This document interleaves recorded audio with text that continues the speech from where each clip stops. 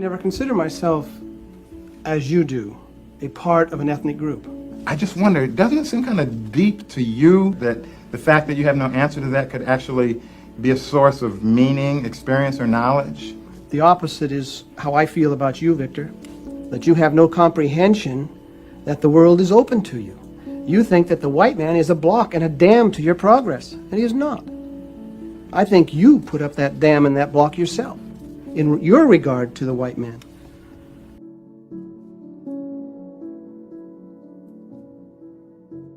See, I think that's one of the major problems with racism. I think he did answer the question. As a white man, he doesn't have to think about his position in life, his place in the world. The history books tell him, as they are written, that this world is his. He doesn't have to think about where he goes, what he does. He doesn't have to think like a white person. The way the world has been set up, America in particular, white is human. White is a human being. Right. That's what a human being is. They step into a world that is theirs. Back to the question of what it means to be white. I think what it means to be white, in part, is that you have the privilege of blaming people of color for their own victimization under white supremacy. I've heard you say that to me. I've heard you say that to him. I've heard you say that to him. I've heard you say it to him. I've heard you say it to every person of color in the room who challenged your perception of yourself in the world. That is part of what it means to be white. Maybe that's part of the answer. That we feel that the field is wide open and each man can stand on his own. No. Each man does not stand on his own. Some men stand on other men and other women. Light-skinned men from Europe stand on the heads and the hearts of men and women and children of color. That is, and of course you also stand on the heads of white women. But no, it's not a question of every man standing on his own ground. All of the ground, damn near, of this planet has been taken from almost all of the people of color on this planet. Australia was a black continent. Africa was a black continent. North America was a red continent. South America was a red continent. You are not standing on your own ground. You are standing on red ground. And that's what it means to be white. To say that you're standing on your own ground and standing on somebody else's. And then mystify the whole process so it seems like you're not doing that.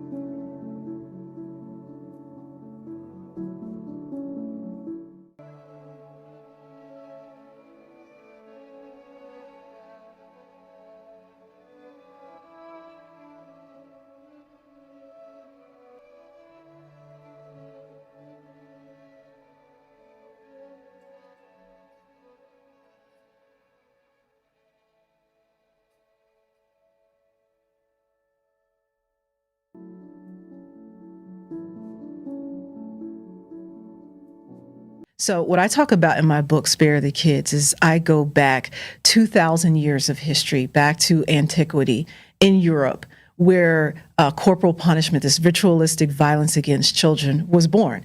And, in Europe. And there are white guys who wrote books about this. So, you know, when Black women say this kind of stuff, nobody believes us. But I got the bibliography.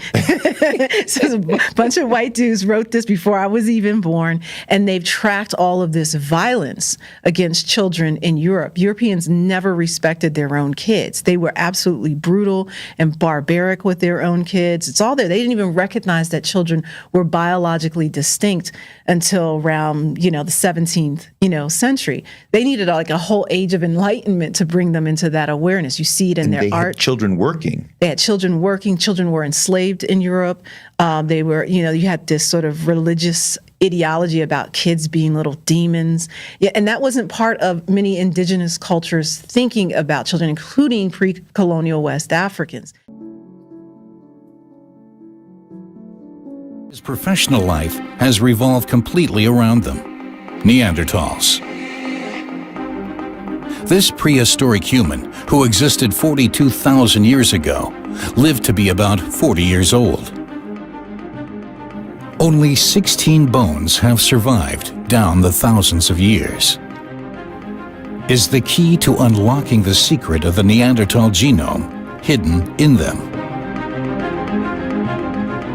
He is the most famous German of all, but he is a European. He's the only species of human ever to have developed in Europe. And if there is a form of human being which represents Europe and the Europeans, then it is indeed Neanderthal man. Time Neanderthals started disappearing from the fossil record, the ground beneath Italy started shaking.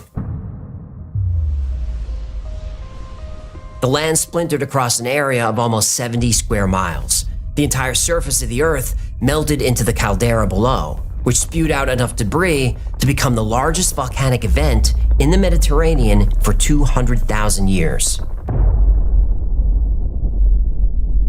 Known as the Campanian Ignimbrite eruption, it was made up of superheated gas, volcanic ash, and lava. No one knows the true extent of its devastation, but it caused an immediate and extreme ice age throughout Eastern Europe into Asia, maybe even the whole world. The entire Levantine region was engulfed. Almost everything Neanderthals needed died. Their food suffocated. Their water was toxic. The dead became food for the survivors. Animal species disappeared overnight. The giant buffalo went extinct. The woolly mammoth, steppe bison, water buffalo, the giant muskox, giant deer, all gone. The cave wolf disappeared. Most types of bear, all types of elephants, several rodents, and many more. These animals also happen to be the primary food source for Neanderthals. What? No more tasty humans to eat? As the earth around us burned, our ancestors went deeper underground. We took with us almost 40,000 years of knowing how to survive the constant threat of death.